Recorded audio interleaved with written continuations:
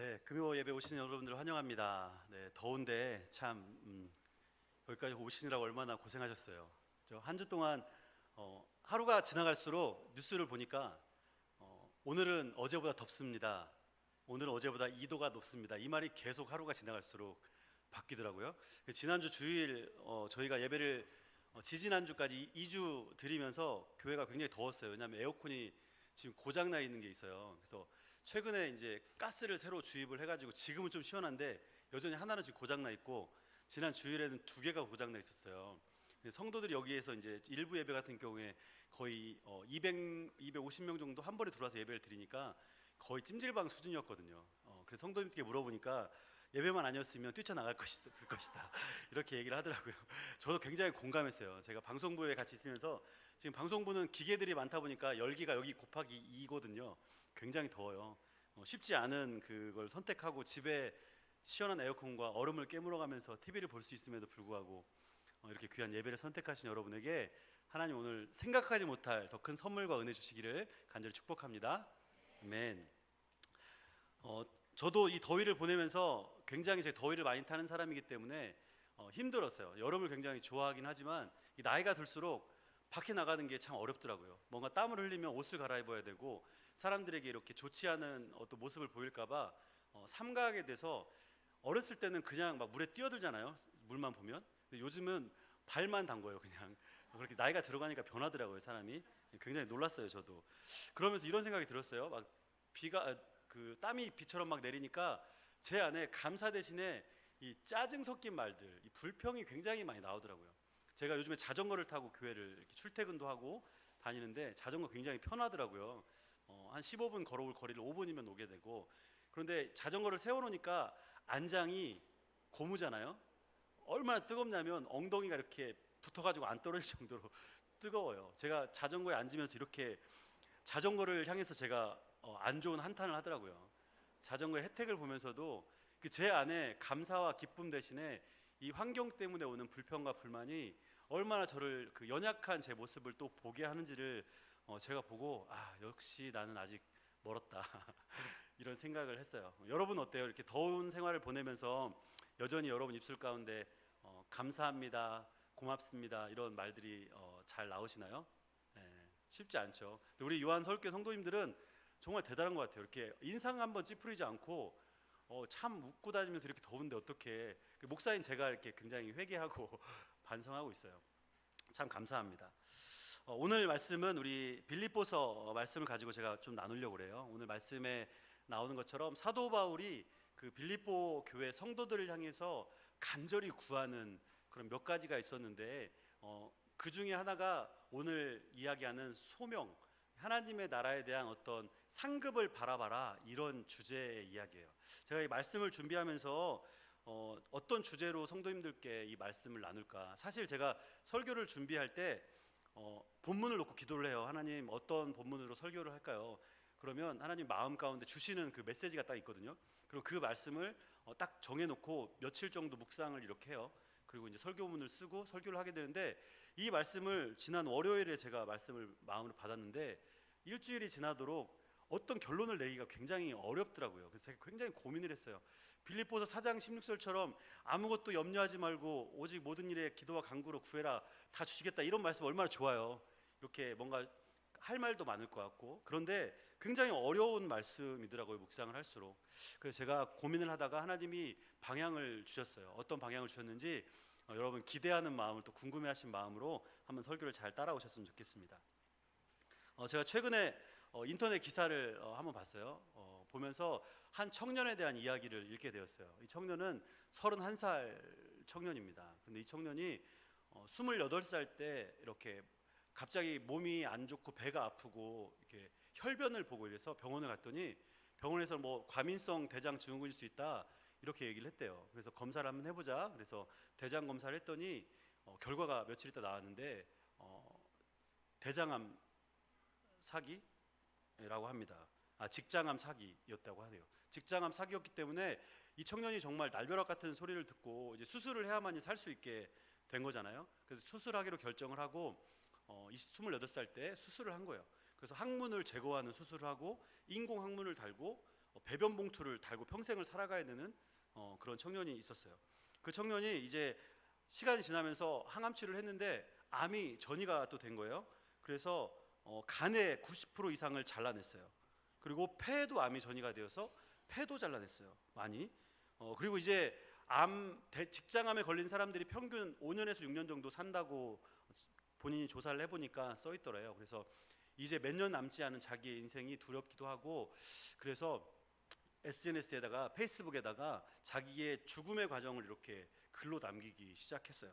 그래서 이 친구가 이렇게 글을 썼습니다. 죽는 것이 두렵다.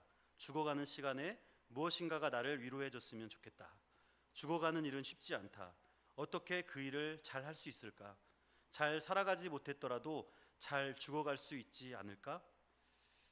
이 청년은 이제 올해 죽음을 생각하면서 너무 고통스럽고 죽음을 기다려야만 하는 이 상황이 힘들기 때문에 안락사를 생각을 해봤대요. 안락사가 뭔지 아시나요? 존엄사라고도 얘기하는데, 스스로 의사들이 결정을 해서, 사람이 결정해서 그 목숨을 끊게 되는 걸 안락사라고 그래요.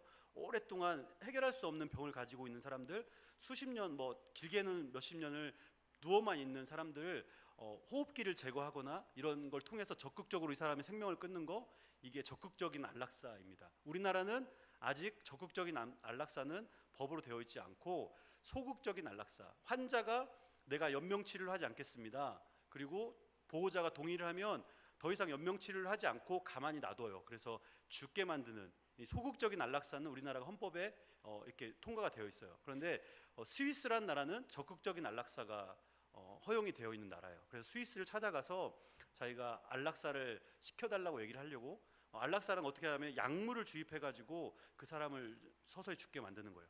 비용이 약 2천만 원 정도 한다고 합니다. 얼마나 고통스러웠으면 이 청년이 자기의 죽음까지도 이렇게 생각을 했을까요? 원하는 날짜에 원하는 방법대로 죽을 수 있는 것을 고민을 했던 것이죠. 이 문제에 대해서 여러분은 어떻게 생각하세요? 안락사를 할 수 있다. 말로는 우리가 안락사에 대해서 반대를 하지만, 그 오랜 시간 동안 그 환자를 돌보고 해결받지 못할 것 같은 병을 앓고 있는 사람들에게 수억의 돈을 부어가면서 그 간병을 할 수 있을 것인가? 쉽게 우리가 얘기할 수 없을 거예요. 그리고 따지고 보면 이 안락사에 대한 게 인간적으로 그 나머지 사람들을 도와주기 위해서 한 사람을 희생시키는 굉장히 또 합리적인 방법 같기도 해요. 이런 고민들이 여러분에게는 혹시 있습니까? 요즘에 제가 간절히 중보하고 있는 분이 한 분 계세요. 우리 교회 귀한 성도님의 남편분인데요. 우리가 광고 시간에도 얘기를 했고 중보기도 때도 같이 얘기를 했던 그 장면 성도님이세요. 이분이 루게릭병으로 한 1년여 넘게 고생을 하시면서 집에서 계속 병원에 왔다 갔다 치료하시고, 또 간호사가 와서 치료를 하셨어요. 루게릭병이 무엇이냐면 온몸의 근육이 소실되어 가는 거예요. 점점 없어지는 거예요. 그래서 우리 온몸에는 근육이 많잖아요. 이 폐도 근육이거든요. 이 식도도 근육이고, 먹지도 못하고 숨도 못 쉬어서 결국은 활동도 못하고 죽게 되는 병이 이 루게릭 병이에요. 그런데 루게릭 병 원인도 알 수 없고 치료약도 존재하지 않아요. 굉장히 고통스러운 병이거든요. 이 병으로 1년 반 정도 고생을 하셨는데, 최근에 3주 정도 전에 갑자기 더 안 좋아지셨어요. 그래서 병원에 가보니까 입원을 해야 된다, 곧 죽을 수도 있다, 이래서 한양대병원 중환자 응급실에 입원을 하셔서 2주 정도 검사를 받고, 가족들에게도, 제가 아까 소극적 연명치료 얘기했잖아요. 나 연명치료 하지 않겠다. 가족들도 동의를 다 했어요. 물어보니까 주변에 루게릭으로 돌아가신 분이 계시더라고요. 몇 년 고생하고 3억 얼마가 들었다고 하더라고요. 가족들이 두렵죠. 어떻게 이걸 돌볼 것이며 이 비용을 어떻게 될 것인가. 저도 하루를 빼놓지 않고 우리 이경수 집사님과 함께 신방을 다녔어요. 담임 목사님도 가시고 저희 교역자들도 계속 방문을 했어요. 그러면서 조금씩 이렇게 좋아지시는 거예요.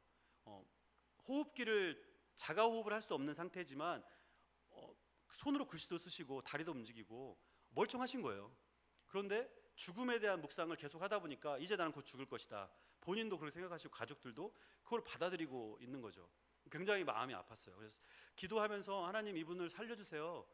그래서 하나님의 놀라운 일들을 좀 보게 해주세요라고 계속 기도를 해왔어요.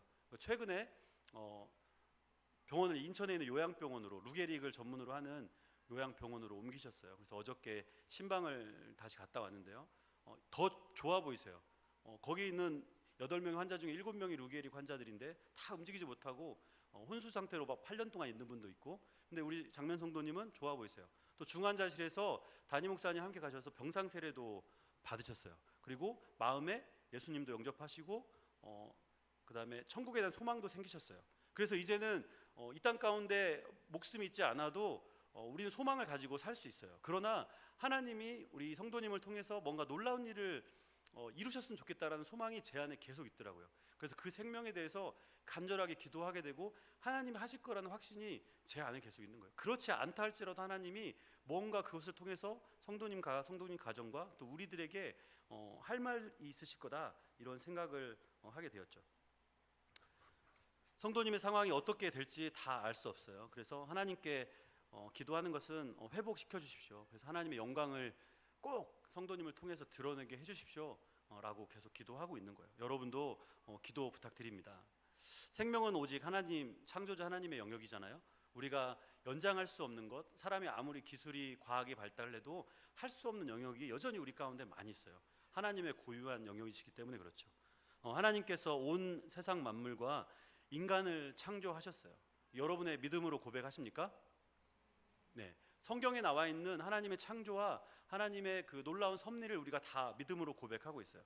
요즘에 기독교 학자들 간에서 첨예하게 대립하고 있는 그 논쟁하고 있는 일들이 있어요. 그것이 무엇이냐면 지구의 역사에 관한 그 이야기들이에요. 지구가 과연 몇 년 되었냐라는 것들. 우리 그냥 신자들은 믿음으로 성경에 창세기에 지구가 뭐 1억 년 전에 만들었다 이런 말이 없잖아요. 하나님이 세상 천지를 창조하셨다, 첫째 날에 이거 하셨고 둘째 날에 이거 하셨다, 이렇게만 나오지 날짜에 대해 명확하지 않지만 과학자들은 이것을 증명하는 일을 하시는 분들이기 때문에 기독교 과학자 중에서, 기독교 변증가 중에서 이런 일들을 계속 논의하고 토론하고 연구하는 분들이 계세요. 첫 번째 그 의견이 뭐냐면 젊은 지구론이에요. 젊은 지구론. 창조과학회라고 들어보셨죠? 창조과학회에서 주장하는 젊은 지구론은 대표적으로 지구 역사가 6,000년에서 약 1만 년 정도 사이에 지구가 생성되었다, 이렇게 얘기를 해요. 그리고 성경에서 이야기하는, 창세기에서 이야기하는 첫째 날을 하루 24시간으로 생각합니다. 그러나 이와 반대적으로 오래된 지구론은 하나님의 이 창조 연대에 대해서 굉장히 더 멀리 가요. 우주는 138억 년, 지구는 46억 년 전에 생성되었다, 이렇게 얘기를 해요. 그 갭이 굉장히 크잖아요. 그렇죠? 여러분 어느 쪽이세요? 지구가 6,000년 정도 전에 만들어졌을 것 같아요? 아니면 46억 년 전에 만들어졌을 것 같으세요? 상상하기 어려운 연도긴 한데, 어떻든 우리가 어떻게 믿든 간에 이 과학자들 사이에서 논쟁이 있어요. 젊은 지구론을 주장하는 사람들을 우리가 즉각적 창조론 이렇게 얘기해요. 하나님이 말씀하시자마자 창조가 일어났다, 즉각적 창조론이라고 얘기하는데 요즘 말로 하면 진보적인 세력, 그러니까 가장 오른쪽에 기독교 쪽에 있어요. 그리고 가장 보수적인 쪽에 기독교에 있는 사람들은 뭐냐면 좀 어려운 말이지만 유물론, 그러니까 창조적 유물론이라고 해서 하나님을 믿지만 유물적 진화론, 진화를 사람들이, 동물들이 세상에 해왔다, 이렇게 말하는 약간 이단 같은 그런 주장하는 사람도 있어요. 그리고 오랜 지구론을 이야기하는 사람들은 점진적 지구론이라고 얘기하는데 중간 정도 의견을 가지고 있는 사람들이죠. 다시 말해서 생물학적 진화론, 계속 진화가 되고 있다, 그걸 믿는 사람들은 아니에요. 점진적 진화론과 그 다음에 젊은 지구론을 이야기하는 즉각적 진화론자, 즉각적 창조론자들, 이분들은 진화론하고는 달라요. 그러나 그 연대에 대해서 의견이 굉장히 다르죠. 근데 한 가지 제대로 고백하는 건 뭐냐면 하나님이 창조주시다라는 것은 동일하게 고백을 해요. 제가 왜 이 얘기를 계속 말씀을 드리냐면 오늘 말씀을 가지고 하나님이 제게 주셨던 마음이 그거였어요.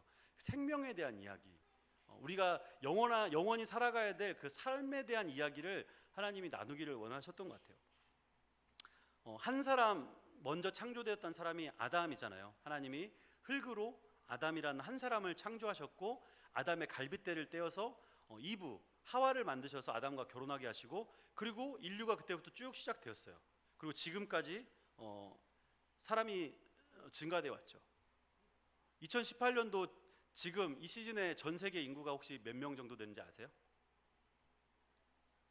가장 근접하신 분께 제가 스타벅스 아메리카노를 한 잔 쏘도록 하겠습니다. 네. 70억, 우리 서목사님 70억? 네, 또 60억. 66억. 네. 빨리 말하세요.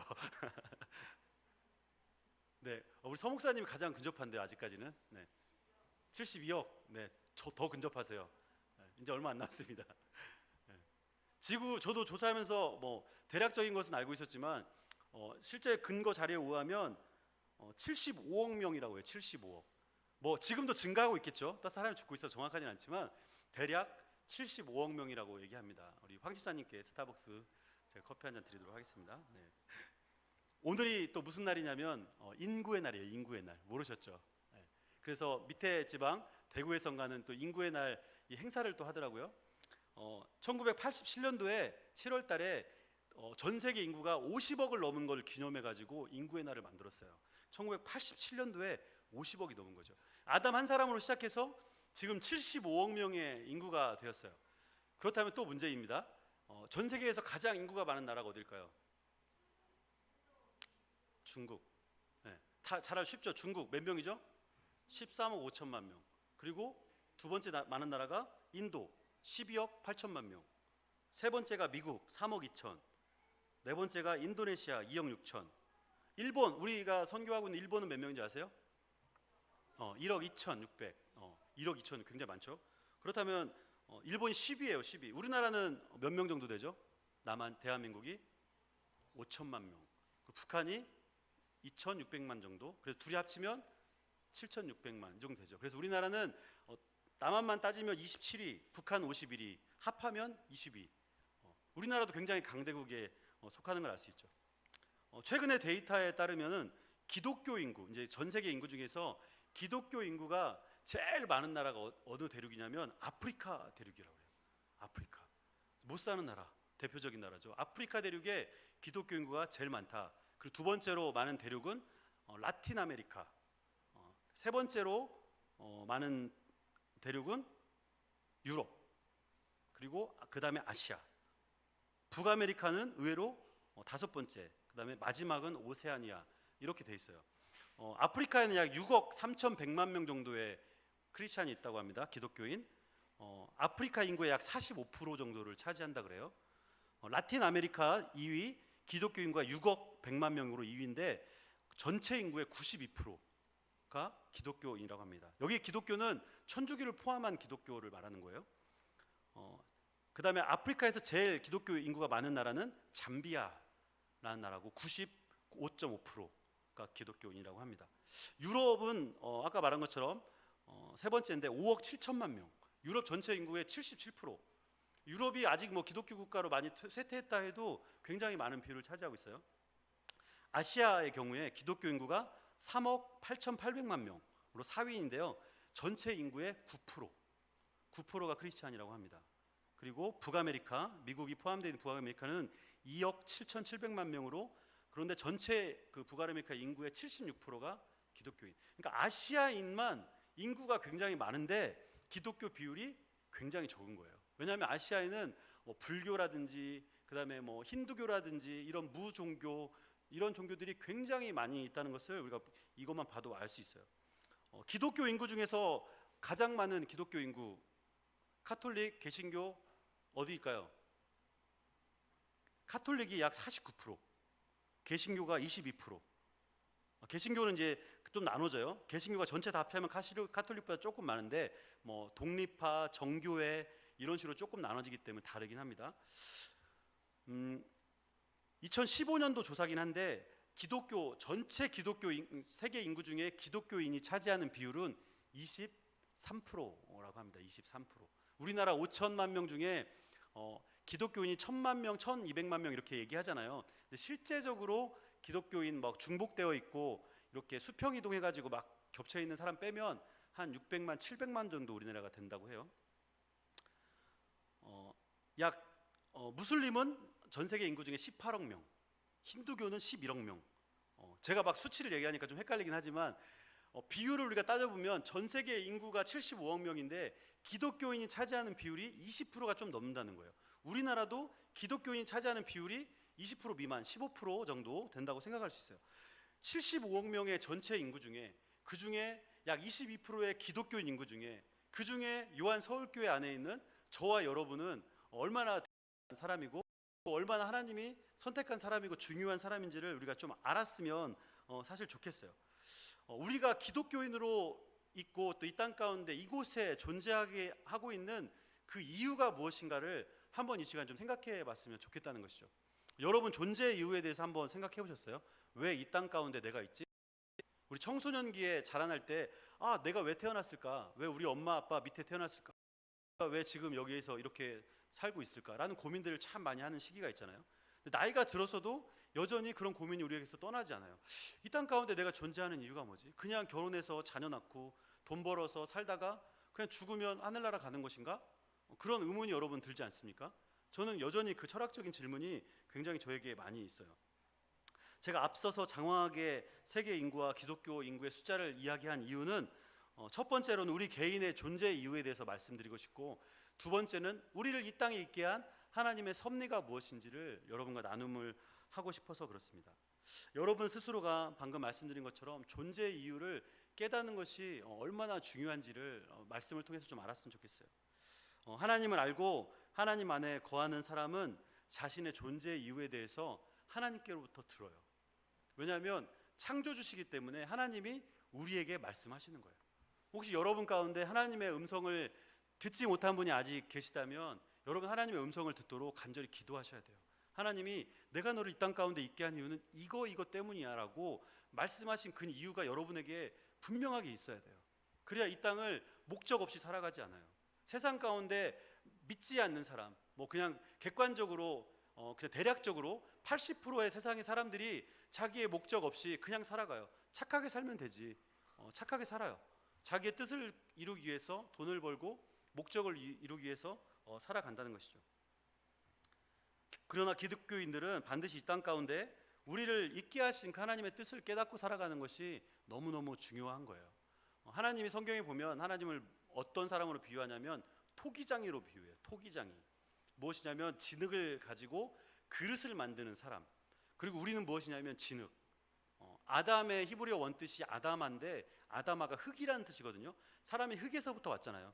하나님이 진흙으로 사람을 만드세요. 어떤 사람은 크고 좋은 그릇으로, 어떤 사람은 간장종지 같이 작은 그릇으로, 또 어떤 사람은 특별한 모양으로 다 용도에 맞게 하나님이 만드셔서 목적에 따라서 그 그릇을 사용하신다는 거죠. 우리도 그 그릇과 마찬가지로 하나님의 목적에 따라서 지음을 받았고 그 목적대로 이 세상 가운데 있다는 것을 저와 여러분이 깨달아야 한다는 거예요. 오늘 빌립보서 말씀 가운데 사도 바울도 빌립보 성도들에게 자신의 존재 이유에 대해서 이야기를 하고 있어요. 사도 바울이 어떤 사람인지에 대해서 자기 자신의 과거에 대해서 이렇게 변증을 하고 있어요. 빌립보서 3장 5절 6절에 이렇게 나와 있는데 제가 말씀을 드릴게요. 빌립보 3장 5절 6절. 나는 8일 만에 할례를 받았고 이스라엘 족속이고 베냐민 지파 사람이고 히브리인 중에 히브리인이다. 그리고 바리새인 중에 바리새인이다. 나는 열심으로는 교회를 박해했고 율법적으로는 흠이 없는 사람이었다. 이것이 사도 바울의 정체성이에요. 사도 바울은 그 당시에 지도자가 될 수 있는 지도층의 사람이었어요. 왜냐하면 지도층 가문에서 태어났고 유대인이고 히브리인이고 또 바리새인 중에 바리새인이고 좋은 학문의 가정에서 그 선생님에게 배워서 율법 학자가 되었고, 이런 조건들을 얘기하면서 자기의 정체성이 예수님을 알기 전에 그러한 사람이었다, 그런 열심이 있었던 사람이었다, 이렇게 얘기를 합니다. 그러나 바울은 예수님을 만나고 난 이후에 자신의 그 존재를 부정해요. 뭐라고 부정하냐면 자신이 모든 의로움이라고 여겼던 그 자랑스러움, 이런 것들이 다 해로 난 그것을 여기겠다. 심지어는 어떻게 표현하냐면 배설물로 여기겠다, 똥으로 여기겠다는 거죠.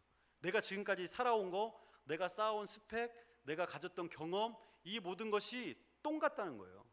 더럽고 추하고 다시는 내가 취하고 싶지 않은 그거라는 거예요.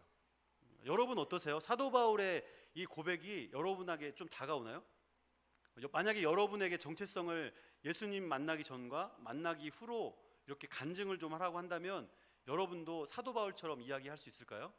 제가 예수님을 알기 전에는 사실 저의 목적은 세상에서 성공하는 거였어요. 그러나 예수님을 알고 나서 저의 목적은 사람들에게 예수님을 전하는 삶을 사는 거예요. 이런 고백이 저와 여러분 가운데 있지 않습니까? 이게 믿음을 가진 사람, 예수님을 만난 사람은 어느 누구나 예수를 위해서 살게 돼 있어요. 그게 우리를 지으신 분의 목적이기 때문에 그래요. 그분이 예수를 믿는 순간 우리 안에 그 마음을 다 심어주시기 때문에 그렇다는 것이죠. 여러분이 쌓아온 명성과 재물과 경력과 경험들을 내려놓으라고 얘기한다면 여러분 자신 있게 내려놓으실 수 있겠어요? 부자 청년처럼 율법을 다 지키고 어떻게 하면 천국에 가겠습니까?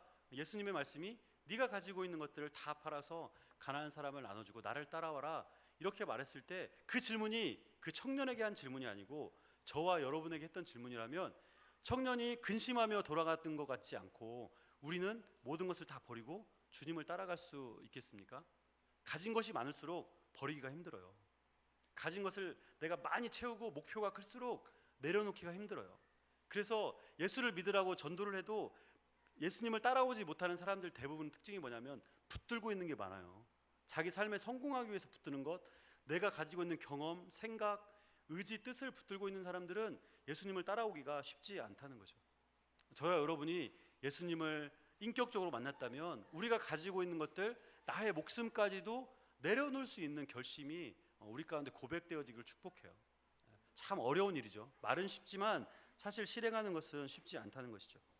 하나님께서 우리를 창조하신 목적대로 이 땅 가운데 존재하는 위로 살아가기 위해서는 우리의 뜻과 우리의 의지를 좀 내려놓고 하나님이 우리에게 원하시는 것이 무엇인지를 매일 물어보면서 따라가야 된다는 것이죠. 사실 사도 바울이 자신의 것들을 다 내려놓았다고 성경에 표현했지만 이 내려놓았다는 표현보다는 사실 사도 바울이 얻은 게 훨씬 많아요. 무슨 말입니까? 이렇게 질문할 수 있어요. 사도 바울이 뭘 얻었을까요? 사도 바울은 죽을 뻔한 적이 너무 많았고 사람들의 고통을 당하고 침뱉음 받고 십자가에 매달려 죽게 되고 이런 일만 당했는데 뭘 받은 게 많아요? 이렇게 질문하는 분이 있을 수 있어요. 사도 바울은 자기가 가진 것, 자기의 그 아픔과도 비교할 수 없는 것을 알았어요.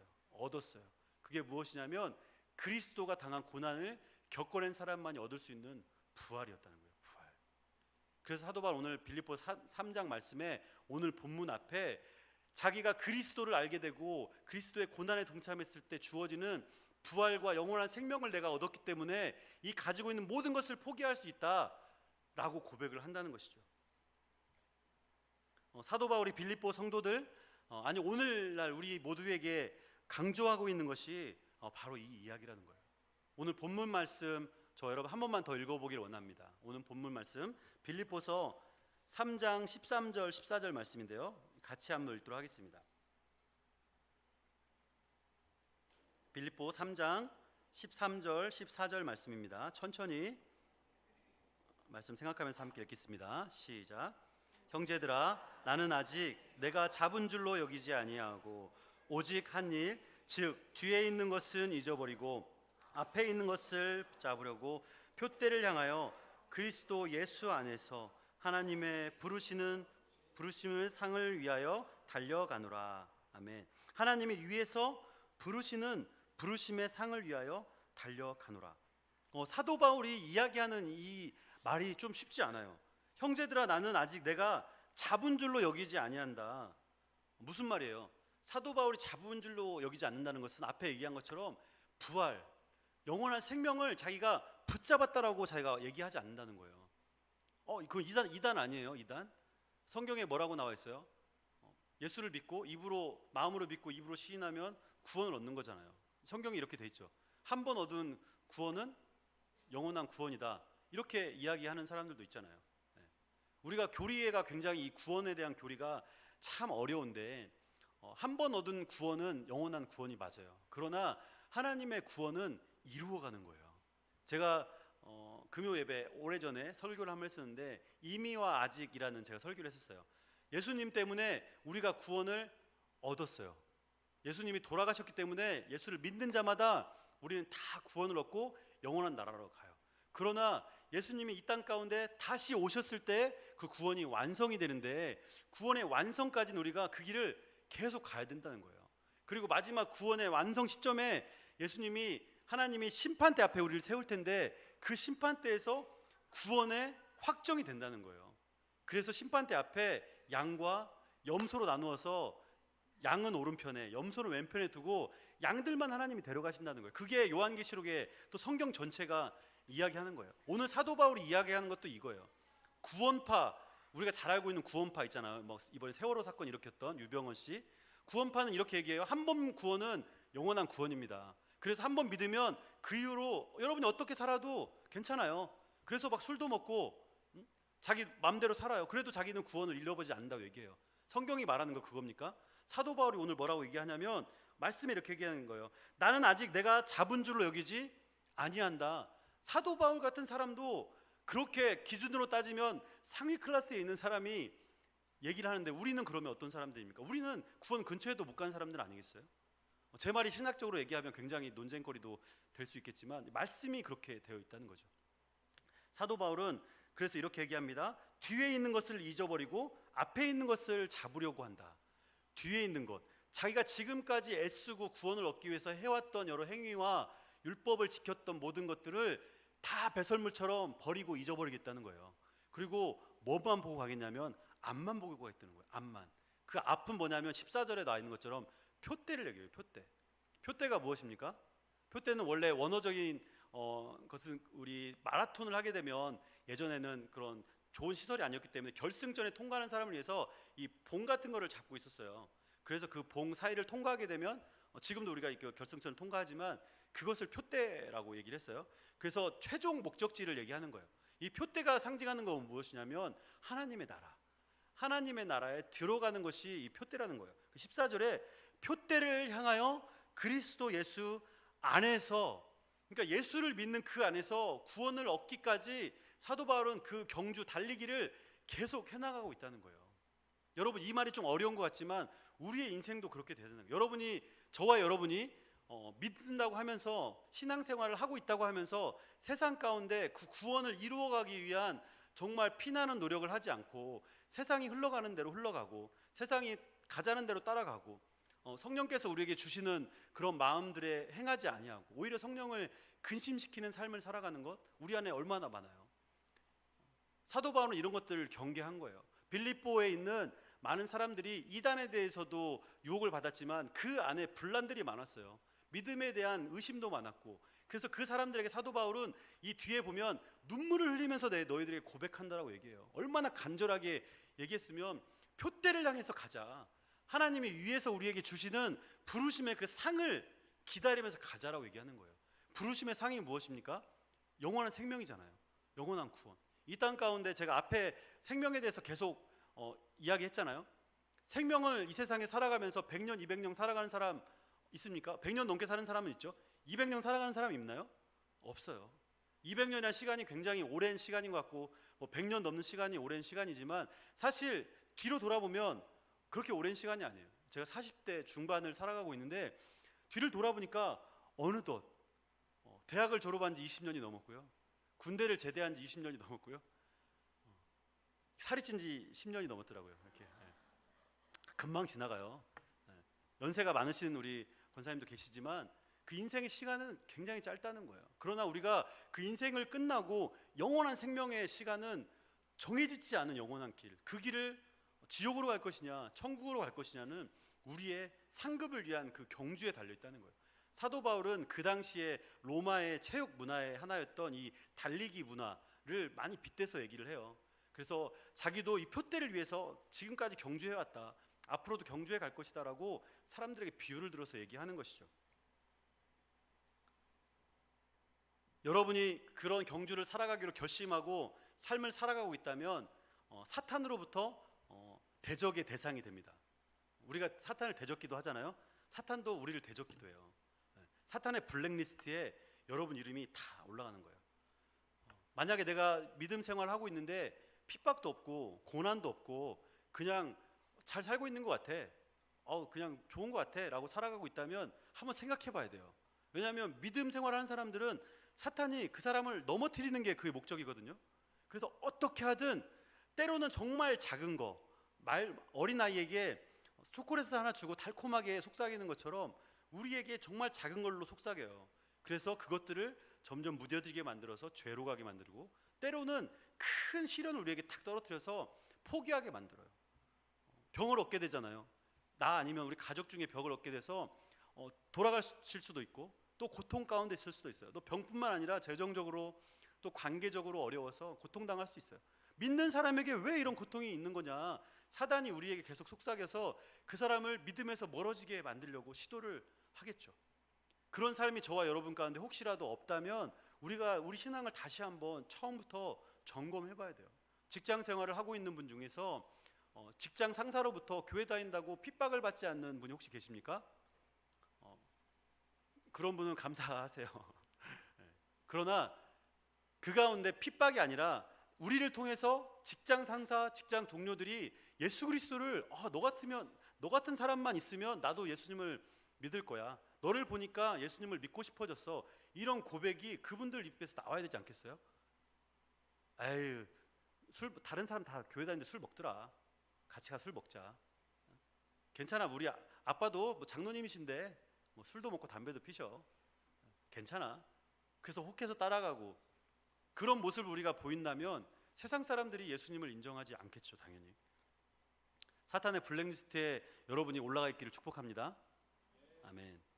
죄와 악으로 얼룩진 세상 가운데서 하나님의 의를 선포하고 또 삶의 모든 현장에서 각자에게 우리에게 주어진 은사, 달란트대로 살아가는 것, 사용받는 것.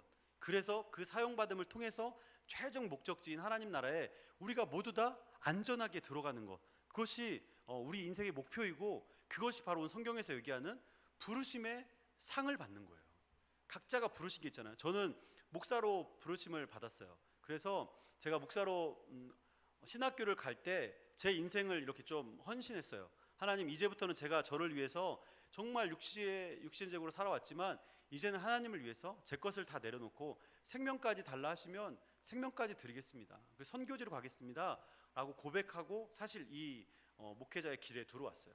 여러분 인생 가운데 크리스찬으로 살겠다고 결심을 하면서 여러분이 하나님께 인생을 이렇게 드리지 않았다면 다시 한번 우리 삶을 돌아봐야 돼요. 우리 신앙을 다시 한번 돌아봐야 돼요. 그러나 그런 결심이 있었다고 해서 그 결심이 우리를 끝까지 결승선까지 통과하게 만들지는 않는다는 거예요. 저도 목사로 살아가고 있지만 제 안에 수많은 유혹들이 많아요. 세상을 즐거운 것을 즐기고 싶고 좋은 것을 갖고 싶고 오래된 차를 좋은 차로 바꾸고 싶고 좋은 것을 갖고 싶은 마음 많죠. 그러나 그 길이 하나님이 원하시는 길이 아니기 때문에 제가 하지 않기로 결심을 한 거예요. 여러분도 그렇게 살지 않습니까? 오늘 잘 믿었다고 해도 그 결과가 끝난 것이 아니에요. 오늘 잘 믿지 못하고 죄를 짓고 살았다고 해도 그것이 끝난 것이 아니에요. 우리가 주님 앞에 갈 때까지는 여전히 우리에게 기회가 있는 거예요. 또 여전히 우리에게 위기가 있는 거예요. 그래서 우리가 정신을 바짝 차리고 살아가야 된다는 거죠. 사도 바울이 고백한 것처럼 표대를 향해서 달려가야만 한다는 거예요. 며칠 전에 제가 충격적인 소식을 좀 들었어요. 함께 동역했던 모 교회 목사님께서 굉장히 신실하고 가정적인 목사님이세요. 외국에서 오랫동안 계셨고 또 우리나라에서도 굉장히 큰 교회에서 사역을 하시는 인망 있는 목사님이신데 미투 운동 때문에 그분이 미투 운동에 올라갔어요. 그래서 교회 성도와 함께 부적절한 관계를 하게 되어서 교회에서 제명을 당했어요. 굉장히 충격적이었어요. 제가 옆에서 오랫동안 봐왔던 분이기도 하고 굉장히 가정적이에요. 사모님도 목사님이고 자녀들도 3명에 항상 외국 사람들 이렇게 허깅도 잘하잖아요. 사람들 보는 데서 상관없이 이렇게 부부 애정 표현도 잘하고 이런 분이었어요. 충격을 받았어요. 저랑 상관없는 다른 분들이 뭐 목회자라 할지라도 뭐 그런 불륜을 저질렀다 해도 크게 그럴 수 있지 뭐 그렇게 생각했는데 가까이 있던 분이 그런 일을 당하니까 굉장히 충격적이더라고요. 제 자신을 또 돌아봤어요. 그렇다면 저는 자유하냐? 그렇지 않아요. 여러분 남자들은 이 시력이 굉장히 약하잖아요. 눈에 보이는 게 굉장히 약해요. 요즘에 날이 덥기 때문에 밖에를 조금만 나가도 우리 자매님들 굉장히 가볍게 입고 다니잖아요. 목사지만 남자기 때문에 시선을 피해요. 앞에서 가다 보면 어디다 눈을 둘지 모르겠어요. 그러면 갑자기 제 안에 이런 불륜적인 생각이 훅 저도 모르게 들어올 때가 있어요. 그러면 막 기도하죠. 고통스럽죠. 저뿐만입니까? 여기 있는 형제들도 다 자유롭지 않아요. 자매님들도 마찬가지죠. 그러나 우리가 그것을 이길 수 있는 길이 무엇이냐? 그 상을 위해서 달려가는 길밖에 없어요. 그래서 참는 거예요. 그래서 인내하는 거예요. 제가 오늘 설교를 하려고 교회로 자전거 타러 막 오는데 또 그런 거예요. 그런 모습을 본 거예요. 제가 고개를 숙이고 왔어요. 정말 슬픈 일이죠. 예. 왜냐하면 이거를 이기지 못하면 제가 죄를 짓게 되고, 마지막 그 결승선을 통과하지 못하면 지금까지 고생하고 상을 타기 위해서 달려왔던 이것이 다 물거품이 된다는 거예요. 여러분, 지금 믿는 신앙을 끝까지 잘 유지하십시오. 그래서 마지막에 주님이 우리를 부르셨을 때 잘했다 착하고 축선된 종이라는 말을 저와 여러분이 듣게 되길 원해요. 혹시 우리 안에 어제 지었던 죄 때문에, 아니면 교회에 지금 나오기 전에 지었던 죄 때문에 가슴 아파하고 자기 자신을 한심하게 생각하고 나는 별 수 없는 사람이야 라고 가슴을 치고 계신 분이 계셔도 희망을 가지세요. 오늘 우리가 기도하면서 하나님께 회개하면 하나님은 그 일을 다 잊으시고 다시 한번 우리에게 동일하게 기회를 주세요. 그것이 하나님께 받는 우리가 은혜라는 것이죠. 어떠한 영적인 감흥도 없고, 또 우리 교회가 그랬던 것처럼 과거에 부흥했고 과거에 잘 나갔고 과거에 좋았던 일들을 경험했지만 지금은 우리 마음에 냉랭하고 아무런 영적인 감흥도 없고, 찬양을 해도 고백의 기쁨이 없고, 기도를 해도 응답이 없고, 사람들에게 불평과 불만만을 얘기하는 우리 혹시나도 그런 마음이 있다면 하나님 앞에 간절히 구하십시다. 우리가 이렇게 살아가기가 힘든 거예요. 하나님이 우리가 그렇게 기도할 때 우리를 붙드실 거라고 믿어요. 하나님 우리 아버지가 되시잖아요. 우리가 이렇게 고통 가운데 그 상을 위해서 달려갈 때 아버지는 뒷짐지고 팔짱 끼고 자녀를 바라만 보고 있지 않아요. 하나님은 그런 우리들 위해서 직접 이 땅 가운데 오셨어요. 그분이 예수님이잖아요. 그리고 지금도 이 자리에 우리와 함께하고 계세요. 그래서 우리가 고통과 죄악의 길로 가지 않도록 우리 마음 가운데 내주하신 성령께서 계속 얘기하고 계시는 거예요. 그 길이 아니야. 그렇게 하면 안 돼. 돌이켜야지. 다시 한번 해보자. 일어나야지. 격려의 말씀, 붙들어주는 말씀을 성령께서 하시지 않겠습니까? 제가 영상을 하나 준비했는데요. 이 영상은 올림픽 1992년도에 400m 달리기 영상인데요. 굉장히 유망주였고 금메달 후보에 올랐던 선수가 부상을 당하게 되면서 고통을 겪는 영상이에요. 한번 보시고 제가 마무리하고 기도하도록 하겠습니다.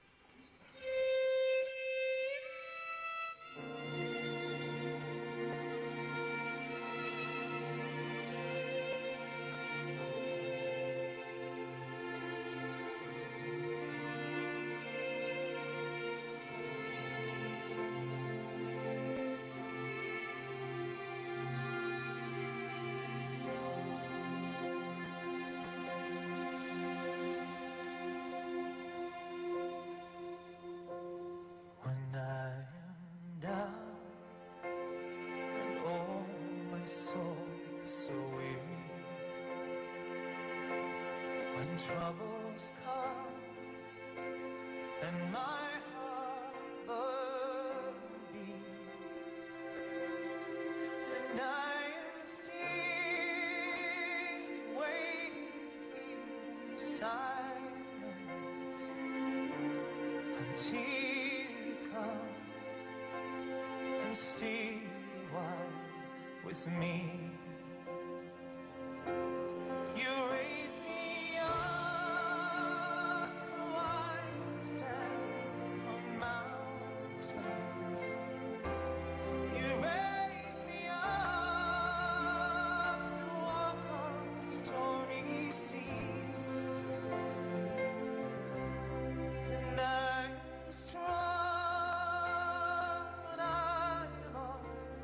Shoulders, you raise me up to more than I can be.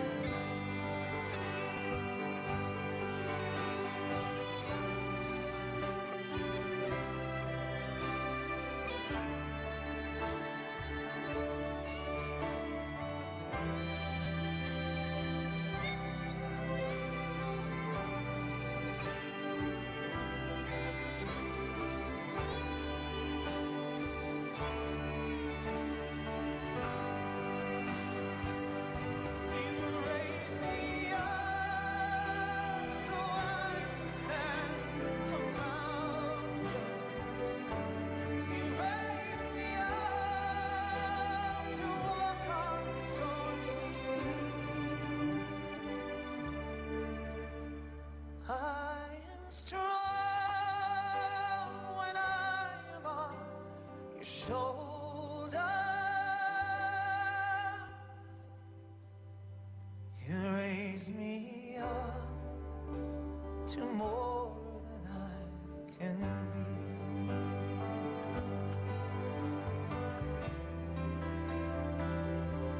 There is no life without its hunger. Each restless heart, it's so perfectly. But when you come, I feel with wonder. Sometimes I feel I glimpse eternity.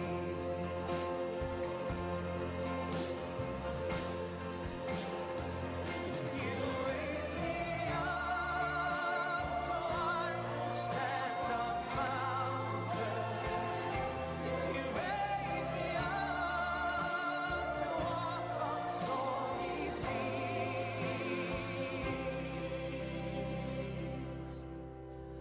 I am strong when I am on your shoulders.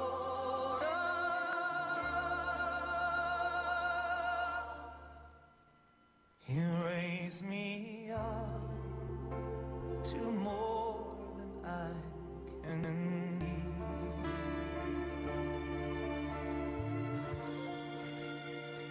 You raise me up to more than I can be.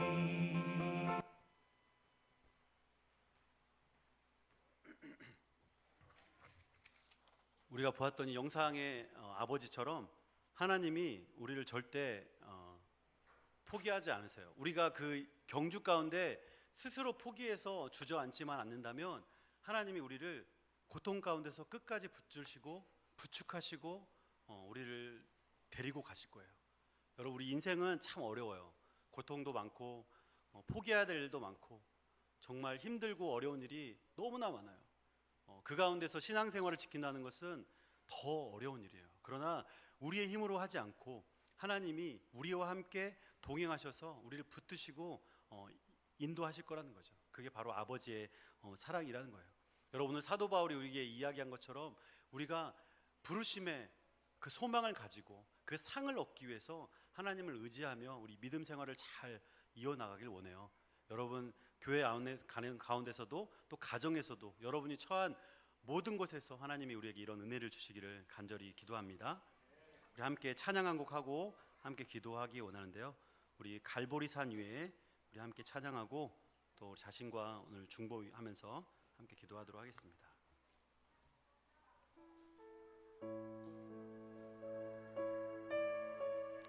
갈보리 산 위에 십자가 섰으니 주가 고난을 당한 표라.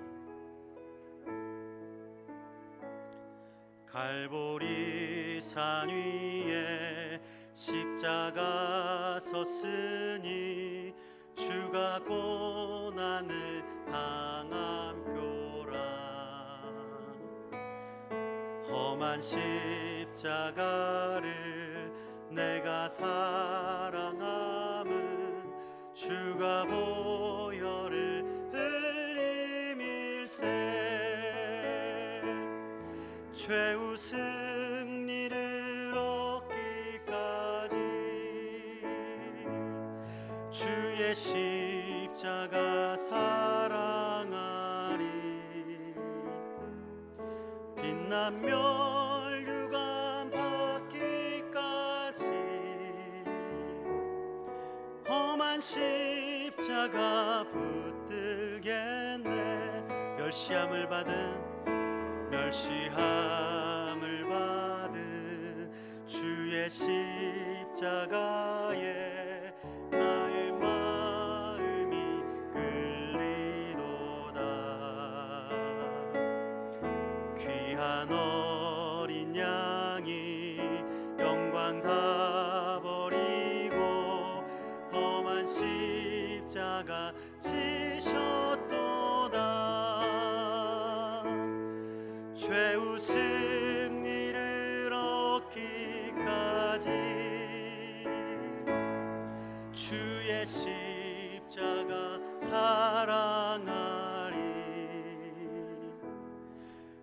빛난 멸류관 받기까지 험한 십자가 붙들겠네. 험한 십자가에 주가 흘린 피를 믿는 마음으로 바라보니 나를 용서하고 내 죄 사하시려 주가 흘리신 보혈일세. 최후 승리를 얻기까지 주의 십자가 사랑하리. 빛난 멸류관 받기까지 험한 십자가 붙들겐 주가 예비하신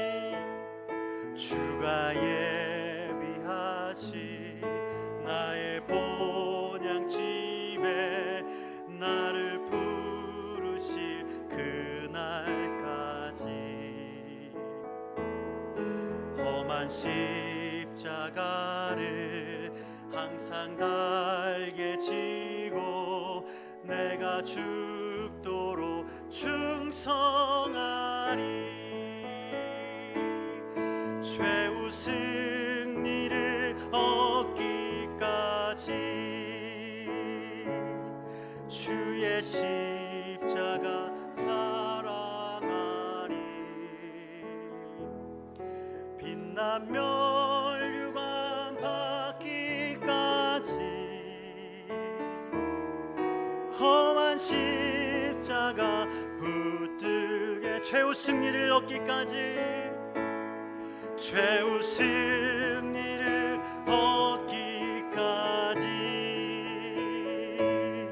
주의 십자가 사랑하리. 빛난 멸류관 받기까지 험한 십자가 붙들겠네. 우리 함께 기도합시다. 여러분, 하나님은 우리를 절대 외면하는 분이 아니세요. 레몬드의 아버지처럼 우리가 고통당하고 쓰러져 있을 때 직접 경기장